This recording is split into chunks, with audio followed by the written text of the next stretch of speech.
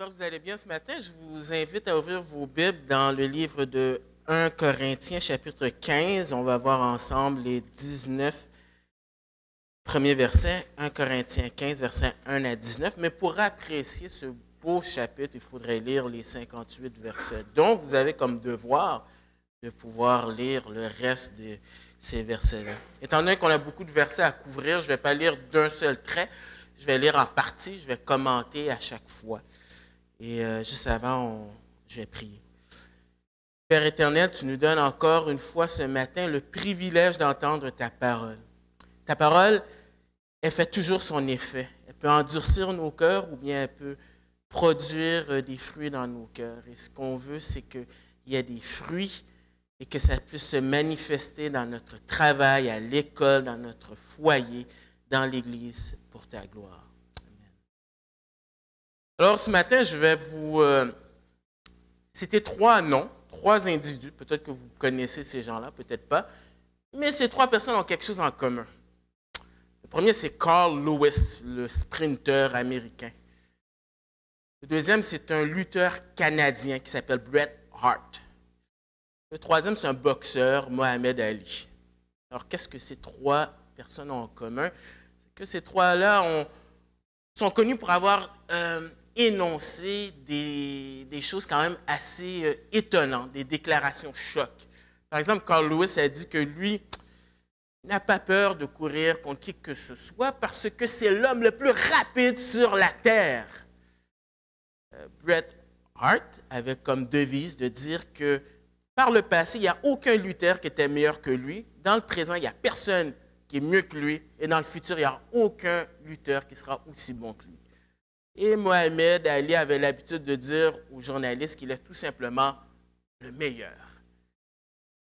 Mais toutes ces déclarations-là ne sont rien comparées à ce que Jésus a dit dans les évangiles.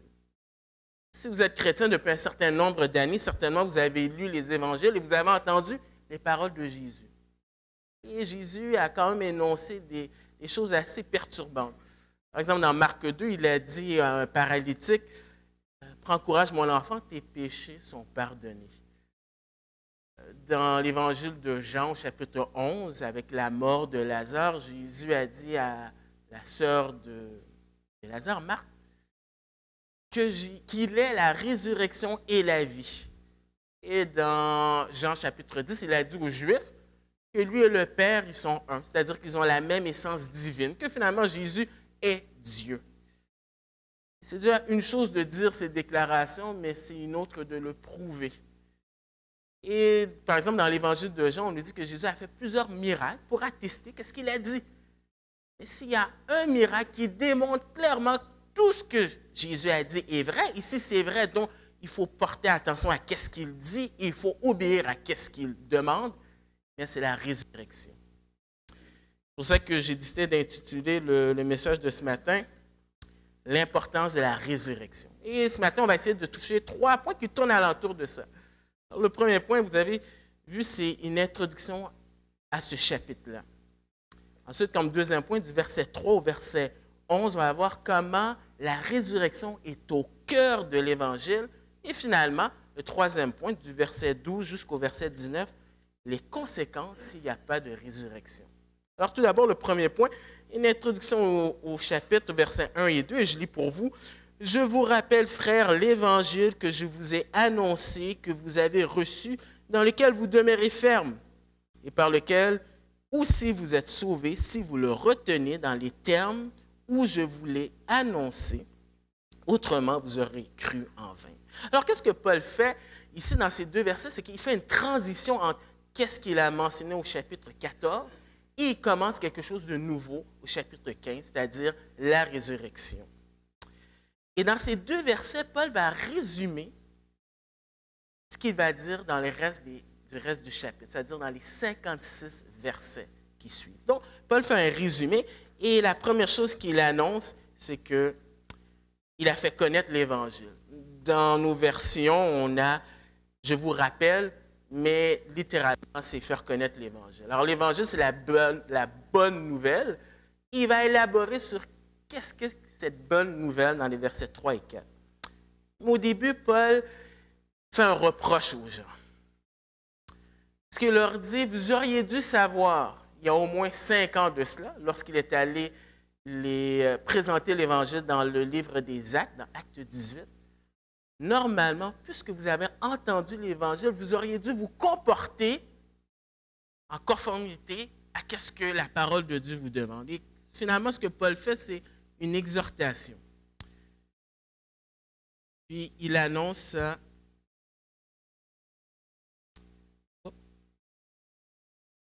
aux Corinthiens. C'est intéressant, le terme qu'il utilise, c'est le mot frère. Frère, ça se trouve à peu près une 30aine de fois dans cette épître-là, qui fait référence à homme ou femme, mais c'est cette relation d'amour. Et même si Paul exhorte les Corinthiens, il le fait avec amour. Ça, c'est un principe important pour nous, parce que si on veut reprendre des frères et des sœurs dans l'Église, il faut toujours le faire avec amour, sinon on manque le but. Il leur a annoncé l'Évangile, et cet Évangile-là avait un effet dans leur vie. Il y a eu des résultats. Il y a eu au moins 3 résultats. Premièrement, ils l'ont reçu. C'est-à-dire que lorsque Paul présente l'Évangile, ils ont compris que ce n'était pas juste les paroles de Paul, mais ça venait de Dieu. Un peu comme ce qu'il a dit aux Thessaloniques. Non seulement ils avaient reçu la parole de Dieu, mais aussi ils étaient demeurés fermes. C'est-à-dire leur raison d'être, c'était l'Évangile. Et le temps de verbe, dans le grec, explique que c'est quelque chose qui a eu lieu dans le passé et qui continue à faire son effet. C'est-à-dire que pour eux, leur raison d'être, c'était l'Évangile. Mais aussi, ils étaient sauvés. Parce que le plus grand besoin qu'on a, c'est d'être en règle avec Dieu. Et le temps, dans le grec, c'est au présent. C'est-à-dire que leur salut ne se limite pas juste au passé, mais il y a un effet dans le présent et il y a un effet dans le futur. Parce que dans le reste de l'Épître, il va parler de la résurrection, des corps glorifiés. Et c'est la même chose avec nous.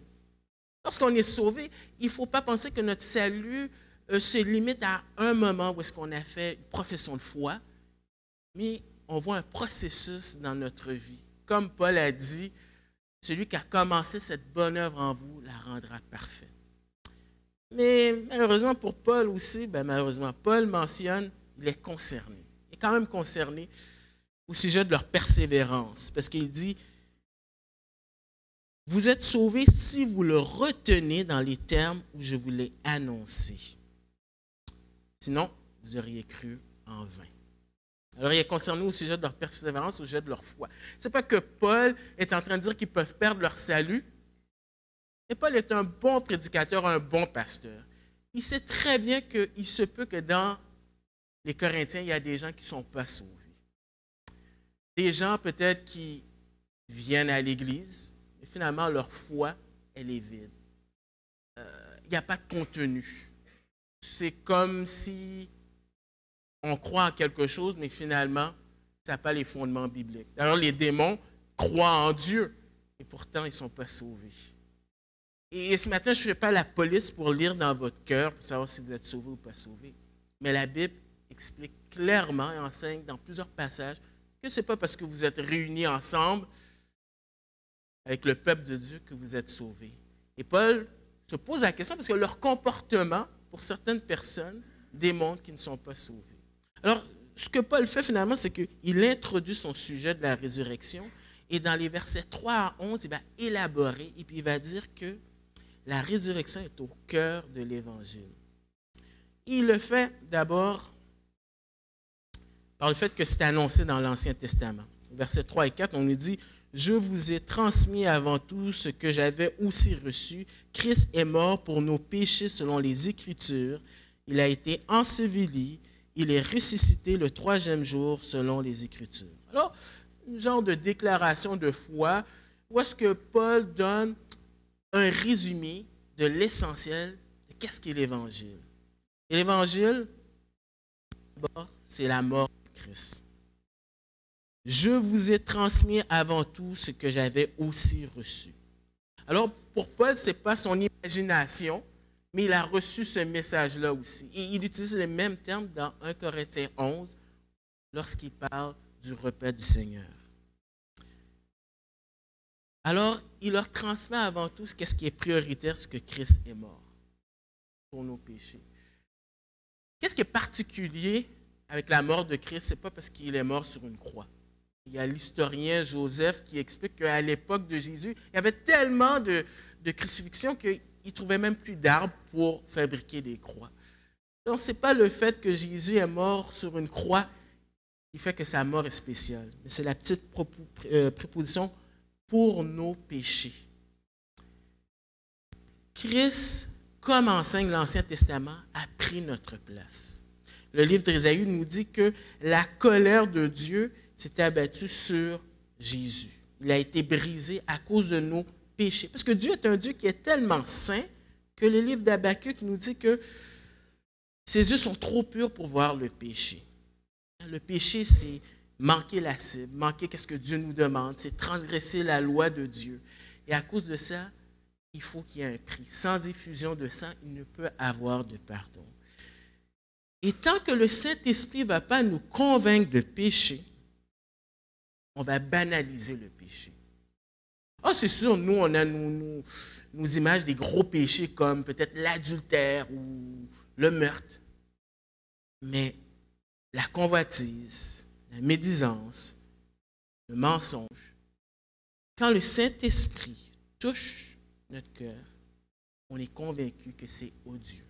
Et on comprend qu'à Golgotha, à la croix, c'est une preuve de l'amour de Dieu envers le monde, mais aussi la laideur du péché, aussi, et comment Dieu traite le péché.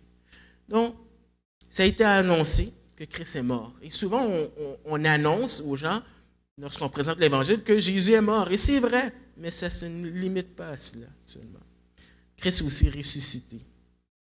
Le texte nous dit qu'il a été enseveli, c'est-à-dire qu'il a été enterré. Les Évangiles nous disent qu'il était dans une tombe. Et c'est important de le mentionner parce que, contrairement à certaines personnes, ils disent « Ah, ben Jésus était dans un pseudo-coma ». Non, c'est clair, il était mort. D'ailleurs, les officiers romains devaient s'assurer que la personne qui était clouée était morte, sinon c'était eux qui allaient y passer. Donc, Christ est vraiment mort. Mais le texte nous dit qu'il est ressuscité. Et dans l'original, c'est un peu difficile de le traduire en français, mais c'est encore cette même idée. Le temps de verbe implique qu'une action qui s'est passée avant demeure encore. C'est-à-dire que Christ est encore vivant. Parce que dans la Bible, il y a plusieurs personnes qui ont été ressuscitées. Il y a Lazare qui a été ressuscité. Dans l'Ancien Testament, Élie et Élisée ont ressuscité des personnes, mais ces gens-là sont morts. Mais Jésus, lui, a véritablement vaincu la mort. C'est pour ça que dans le reste du chapitre, il va dire « Ô mort, où est ta victoire? » Parce que Christ a véritablement vaincu la mort. Et ça, c'est selon les Écritures. C'est-à-dire que ce n'est pas une invention des apôtres de dire « Ah, mais on va parler de finalement que Christ est ressuscité pour partir un mouvement », mais c'est ancré dans l'Ancien Testament déjà. Il y a des passages comme Ésaïe et les psaumes qui nous disent que Jésus est ressuscité.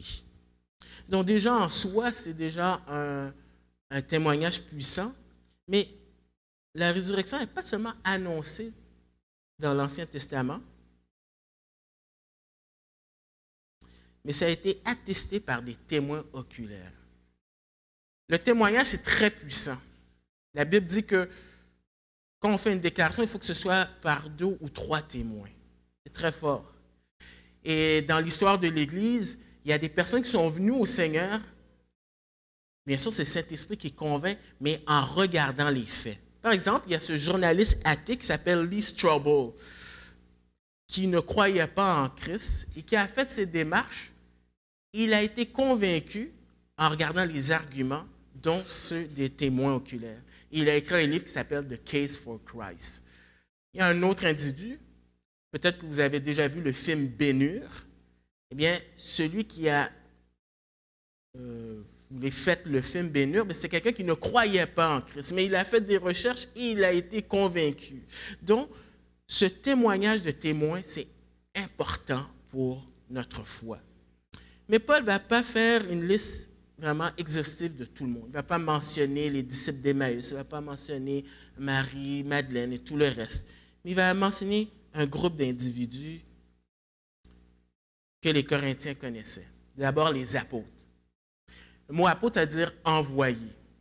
Ils ont été choisis par Jésus dans Matthieu 10.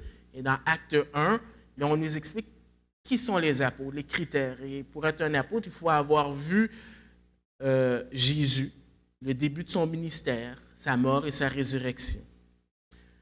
Qui fait en sorte que Paul dit au verset 5, il a été vu par Céphas, qui veut dire Pierre en araméen, puis par les 12, c'est-à-dire l'ensemble des apôtres. Au verset 7, on nous dit qu'il a été vu par tous les apôtres, parce que probablement, au début, Thomas n'était pas là, hein, et puis Judas était mort, mais dans l'ascension, on voit aussi que Judas a été remplacé et puis que Thomas était là. Donc, l'idée, c'est que tous les apôtres l'ont vu, y compris Paul. Parce qu'au verset 8, on nous dit « Après eux tous, il s'est fait voir à moi comme à l'avorton. » Alors, Paul. Alors, le mot « avorton », alors on se demande, est-ce que c'est parce que Paul a vu Jésus des années plus tard, ou peut-être c'était une façon péjorative, parce que les ennemis de Paul aimaient se moquer de Paul en disant qu'il n'était pas un super apôtre. Quoi qu'il en soit, Paul explique et élabore et il dit « Car je suis moi le moindre des apôtres, je ne mérite pas d'être appelé apôtre parce que j'ai persécuté l'Église de Dieu. Par la grâce de Dieu, je suis ce que je suis et sa grâce envers moi n'a pas été vaine. Loin de là, j'ai travaillé plus que tous, non pas moi toutefois, mais la grâce de Dieu qui était avec moi. Ainsi donc, que ce soit moi, que ce soit eux, voilà ce que nous prêchons et c'est ce que vous avez cru. » Donc, Paul en profite pour élaborer en disant « Dieu a fait grâce dans ma vie, mais aussi dans mon ministère.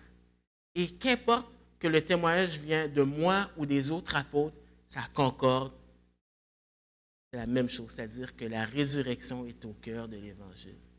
Et si on vous présente qui que ce soit, on vous présente l'Évangile, on ne mentionne pas que Christ est ressuscité, vous devriez faire attention. Donc, il y a un témoignage qui se fait de la part des apôtres, mais aussi de Jacques et le reste des croyants. Au verset 7, on nous dit « Ensuite, il a été vu par Jacques, vraiment le frère de Jésus. » Et ça, c'est un témoignage puissant parce que Jacques, premièrement, c'est de la parenté, mais dans l'Évangile de Jean, on nous dit que Jacques ne croyait même pas en Jésus. Donc, il a vu Jésus après. Il s'est converti, et ça, c'était un témoignage qui était puissant. Les gens pouvaient aller vérifier avec un membre de la parenté. Mais aussi, il y avait les frères. Et au verset 6, on nous dit « Ensuite, il a été vu par plus de 500 frères à la fois, dont la plupart sont encore vivants et dont quelques-uns sont décédés. » Donc, il y a au moins 500 personnes qui ont vu Jésus en même temps. L'Évangile ne nous dit pas où, ou du moins le Nouveau Testament ne nous dit pas où. Peut-être que ça s'est passé dans Matthieu 28, la Grande Commission. Mais l'idée, c'est que 500 personnes aient vu Jésus en même temps, eh bien, ce n'est pas un tour d'illusion d'optique. C'est vrai. Et si les gens sont sceptiques, ils peuvent aller voir, parce que ça faisait à peu près 24 ans de cela. Donc, les gens pouvaient aller vérifier. La plupart des gens étaient vivants. Et j'aime comment l'Évangile nous présente des preuve véritable. Ce n'est pas comme les apparitions qu'on entend de nos jours. Je me suis amusé sur Internet pour taper « apparition de Christ ».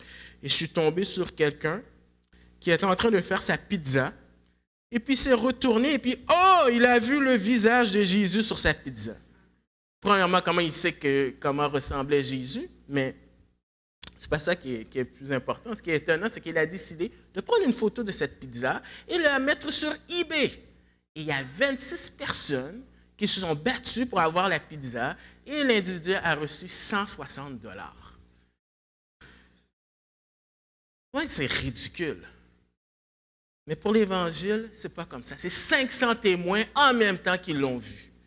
Ce n'est pas comme, par exemple, dans la région des Mormons, il y a le fondateur Joseph Smith qui dit qu'il a vu un ange et l'ange lui a montré un manuscrit en lui disant que les Juifs, finalement, se sont déplacés sur le détroit de Bering pour se rendre finalement en Amérique du Nord et que les Indiens, maintenant les Amérindiens, sont les anciens Juifs. Et il y a au moins 2 ou 3 témoins. Bien sûr, mais à travers leur propre écrit, si vous regardez, ils sont en train de se contredire. Et ce n'est pas comme ça avec l'Évangile, heureusement. Donc, c'est quelque chose de véritable et d'authentique et ça a été attesté par des témoins oculaires. Donc, ce que Paul fait, quand il élabore que la résurrection est au cœur de l'Évangile, il veut démontrer que ce n'est pas quelque chose qui a été inventé, mais que la résurrection, c'est quelque chose depuis longtemps dans le plan de Dieu et ça a été prouvé. Mais en même temps, il aborde un autre sujet, du verset 12 au verset 19. Il explique les conséquences s'il n'y a pas de résurrection. Et dans ces versets-là, il va donner 7 arguments pour démontrer les conséquences s'il n'y a pas de résurrection. Au verset 12, il dit « Or, si l'on prêche que Christ est ressuscité d'entre les morts, comment quelques-uns parmi vous disent-ils qu'il n'y a pas de résurrection des morts? » Il semble qu'il y avait des gens qui étaient affectés par cela, par cette fausse doctrine. Parce qu'à l'époque des Corinthiens, il y avait la philosophie grecque qui disait que le corps était mauvais. Le corps était une prison. L'âme avait besoin d'être libérée du corps. Aristote disait qu'il y a une antithèse entre le corps et l'âme. À quoi ça sert de parler de consacrer son corps pour Dieu alors que le corps est mauvais? Au contraire, il faut s'en débarrasser. Et il semble que cette doctrine commençait, ou cette hérésie commençait à se propager dans l'Église. On le voit à travers le verset 16. Paul dit, « Car si les morts ne ressuscitent pas, Christ non plus n'est pas ressuscité. » Ensuite, on le voit, par exemple, au verset 29b. « Si les morts ne ressuscitent absolument pas, alors pourquoi se font-ils baptiser pour eux? » Ensuite, au verset 35, on nous dit, « Mais quelqu'un dira, comment les morts ressuscitent-ils et avec quel corps reviennent-ils? » Et cette fausse doctrine commençait à se propager dans l'Église et ça avait des répercussions même dans leur façon de penser au niveau eschatologique, c'est-à-dire à la fin. Comment ils percevaient les choses. Parce que pour eux, dans 1 Corinthiens 4, verset 8, pour eux, c'était comme s'ils vivaient déjà, comme si Christ était déjà venu et qu'il régnait. Et Paul est un peu sarcastique avec eux. Il leur dit, au 1 Corinthiens 4, verset 8, « Déjà vous êtes rassasiés, déjà vous êtes riches. Sans nous, vous avez commencé à régner. Et puis si vous régnez en effet, afin que nous aussi nous régnions avec vous. » Mais vous savez, c'est la même chose de nos jours. On peut être intimidé par ce que le monde dit sur la résurrection. Et à cause de ça, dans notre témoignage, peut-être qu'on y pense 2 fois avant de dire qu'on croit vraiment que Jésus est ressuscité. Ah, c'est correct de dire que Jésus est un enseignant, qu'il a dit de bonnes choses. De commencer à dire que Jésus est ressuscité. Et en passant, lorsque Paul dit que Jésus a été ressuscité, c'est au passif, c'est-à-dire que Dieu est intervenu pour attester que son sacrifice était véritable et authentique. Alors, lorsque vous dites ces choses-là aux gens, les gens vont peut-être commencer à vous dire que vous êtes fou. Je me souviens, il y a quelques années, j'étais allé à Aujourd'hui l'Espoir, et puis on était allé faire une campagne à la Malbaie, et puis j'expliquais l'Évangile à un monsieur dans la trentaine. Il m'a regardé, puis il m'a dit, droit dans les yeux, il m'a dit, « Est-ce que je consomme de la drogue? » Sérieux. Ensuite, il m'a dit, « Est-ce que j'étais fou? » Parce qu'il me dit, « Tu n'as pas l'air de quelqu'un qui est fou. » Merci. Mais ça, c'est un monsieur parmi tant d'autres. Mais parmi les grands de ce monde, il y a un monsieur qui s'appelle, c'est un biologiste, là, Richard Dawkins, qui a écrit un livre, The Delusion of God. Et il est en train de dire que tous ceux qui croient à la résurrection, bien aussi bien croire à Alice au pays des merveilles. C'est la même chose, on est attaqué. Et c'est très facile de commencer à mettre de l'eau dans notre vin et pas être un peu trop zélé de mentionné cela. Et Paul est en train de dire que si vous commencez à raisonner comme ça, il y a des conséquences. D'abord, pour Paul, versets 14 et 15, Paul qui s'est fait lapider pour l'Évangile, Paul qui a été battu de verge, Paul qui a fondé des églises. Eh bien, qu'est-ce qu'il dit, Paul? S'il n'y a pas de résurrection, bien, sa prédication est vaine. Et si Christ n'est pas ressuscité, alors notre prédication est vaine. C'est vide, il n'y a rien. Tout ce que je vous ai mentionné du verset 3 à 11, il n'y a rien, il n'y a pas de valeur. Quand je suis venu à vous dans Acte 18 et que je suis resté 18 mois à enseigner, prêcher l'Évangile, c'est du vide, ça n'a pas de poids, c'est rien. Parce que si tu enlèves la résurrection, c'est comme un château de cartes, tout tombe. Ce n'est pas juste ça. Si la résurrection n'a pas lieu, eh bien, il est un faux témoin. Il se trouve même au verset 15 que nous sommes des faux témoins à l'égard de Dieu puisque nous avons témoigné contre Dieu qu'il a ressuscité le Christ tandis qu'il ne l'aurait pas ressuscité si les morts ne ressuscitent pas. C'est-à-dire, Paul est un menteur.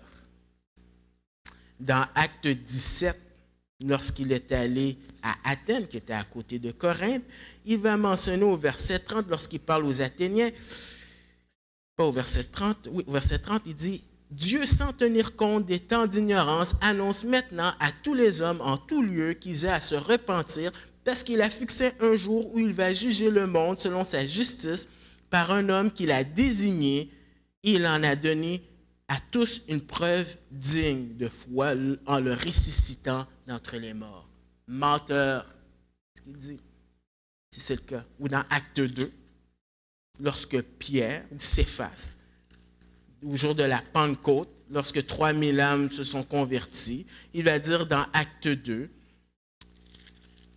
au verset 23, « Cet homme, faisant référence à Jésus, livré selon le dessein, arrêté selon la prescience de Dieu, vous l'avez fait mourir en le clouant à la croix par la main des impies. Dieu l'a ressuscité en le délivrant des liens de la mort parce qu'il n'était pas possible qu'il soit retenu par elle. Pierre, tu es un menteur. » Et qu'est-ce que je trouve choquant, c'est lorsque j'écoute des émissions à la télévision chrétienne où est-ce qu'il y a des personnes qui parlent au nom de Dieu en mettant des mots dans la bouche de Dieu en disant « Oh, Dieu m'a dit telle affaire » et c'est des charlatans. Et la Bible parle de ça dans l'Ancien Testament en disant que c'est des faux prophètes et Dieu dit « Ne les écoutez pas, je ne les ai jamais envoyés. » Mais Paul dit « Je fais partie de cette classe-là si la résurrection n'a pas eu lieu. » Mais une conséquence, ce n'est pas juste pour Paul. C'est pour les croyants de Corinthe et en même temps pour nous. Tout d'abord, si les croyants ne ressuscitent pas, Jésus-Christ n'est pas ressuscité. On revient dans notre texte au verset 13, il dit « S'il n'y a pas de résurrection des morts, Christ non plus n'est pas ressuscité. » Au verset 16, « Si les morts ne ressuscitent pas, Christ non plus n'est pas ressuscité. » Alors il semble que peut-être pour eux, ils étaient en train de dire « Oui, nous croyons que Jésus est ressuscité, mais les morts ne peuvent pas ressusciter.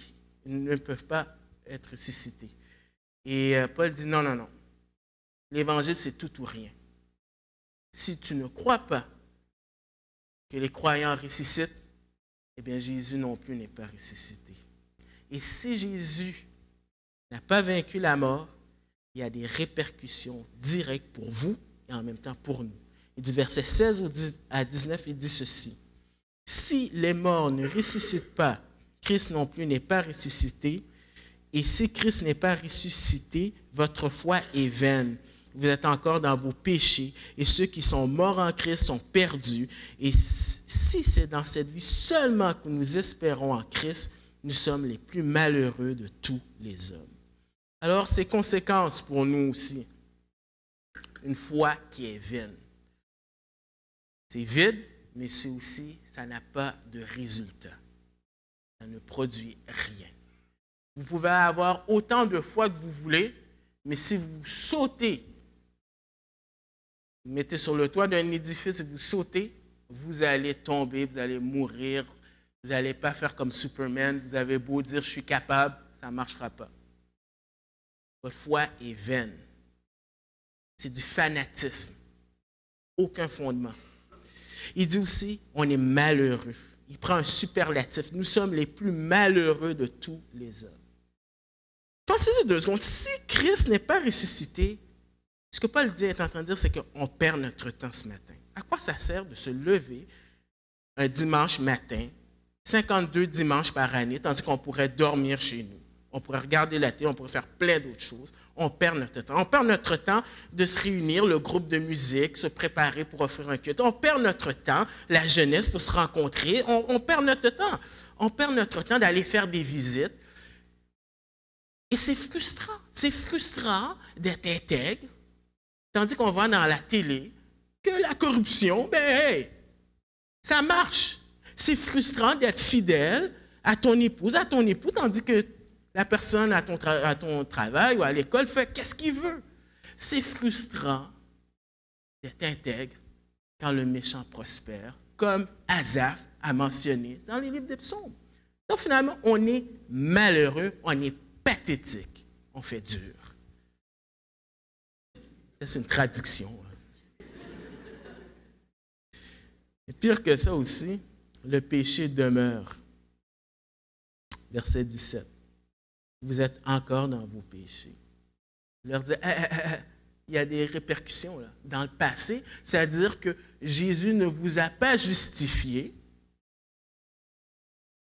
Vous n'êtes pas en règle avec Dieu, la colère de Dieu demeure sur vous. Dans le présent, ça veut dire que vous êtes encore esclave du péché. Vous n'avez pas les moyens de vous libérer du péché parce que le Saint-Esprit n'est pas en vous. Donc, vous êtes continuellement esclave du péché. Et ça affecte votre futur aussi. Parce que vous allez aller en enfer. Mais aussi, il n'y a pas d'espoir. Au verset 18, ceux qui sont morts en Christ sont perdus. On a tous assisté à des funérailles chrétiens. Et qu'est-ce qui fait la différence entre un funérail chrétien et un funérail qui n'est pas chrétien? C'est que nous avons l'espérance de revoir ces gens-là.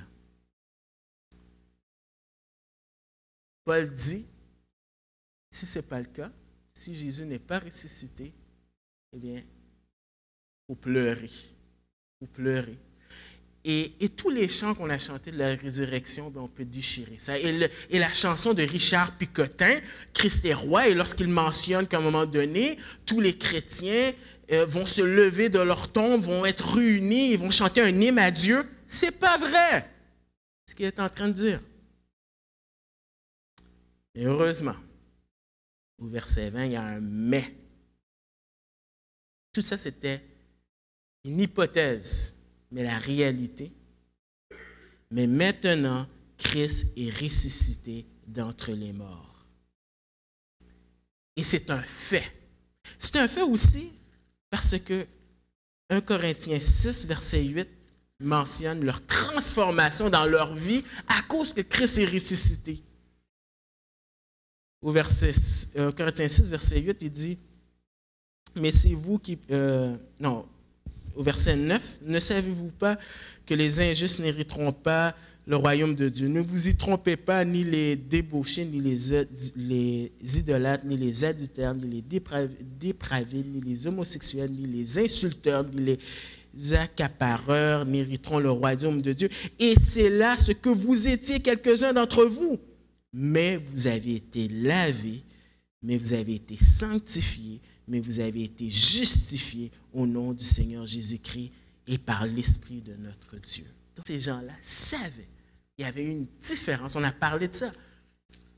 Une religion humaine ne transforme pas le cœur d'un individu, mais l'Évangile transforme. On ne parle pas d'une réforme, ça va beaucoup plus loin que ça. Il y a une transformation. Et ces gens-là l'avaient vécu parce que Christ était ressuscité. Donc, on vient de voir deux aspects. On vient de voir que la résurrection, c'est vraiment important pour nous parce que c'est au cœur de l'Évangile.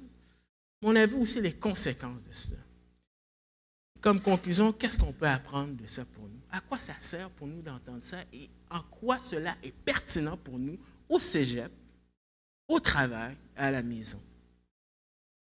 La résurrection, elle a un impact. Elle a un impact dans ma vie. 1 Corinthiens 15, verset 58, il dit « Ainsi, mes frères bien-aimés, soyez fermes, inébranlables, progressez toujours dans l'œuvre du Seigneur, sachant que votre travail n'est pas vain dans le Seigneur. » L'application, Paul va prendre 57 versets pour nous parler de doctrine. Et la seule application qu'il donne, c'est un verset au verset 58. Mais le résultat de savoir ça, que la résurrection est importante, ça va nous permettre de ne pas nous décourager. De savoir que oui, c'est vrai que ce n'est pas beau quand tu regardes qu'est-ce qui se passe dans les nouvelles. Oui, c'est vrai que ce n'est pas juste quand il y a de l'injustice. Mais parce que Christ est ressuscité, on sait que Christ a le dernier mot. Et parce qu'on lui appartient, eh bien, nous aussi, on va être dans notre corps glorifié aussi. Et ça nous permet de ne pas se décourager. Savoir que la résurrection est une réalité, ça nous permet aussi de ne pas être intimidés envers les gens du cégep, de l'université, de notre travail, qui nous dit que la résurrection, c'est des histoires de femmes, c'est des histoires à faire dormir. Et au lieu d'être intimidés, eh bien, on a un appui pour nous encourager. Ce qui est intéressant, c'est que la lettre de l'Épître aux Corinthiens contient 16 chapitres. C'est long. Il y a un chapitre, le chapitre 15, qui est exclusivement la doctrine, de l'enseignement. Et le problème, c'est qu'on pense que la doctrine, ce n'est pas important. Donne-nous le concret. Ce qu'on ne comprend pas, c'est « je pense dont je suis ». Donc, il faut comprendre qu'est-ce que Dieu dit pour qu'on puisse porter des fruits et l'appliquer dans différentes situations de notre vie. Et si vous avez un problème avec ça, vous avez un problème avec Dieu, parce que lorsque Paul écrit des lettres, c'est le pattern qu'il donne. Romains 12, verset 1. Les 11 premiers versets, ça parle de l'Évangile, mais au Romains 12, il explique comment appliquer ça. On est dans une série avec Éphésiens, c'est la même chose. Il y a de la doctrine et après, il y a de la pratique. Donc finalement, c'est quoi la différence entre la foi chrétienne et toutes les millions de religions dehors? La différence, là, c'est aller voir au tombeau, Christ. Le tombeau est vide.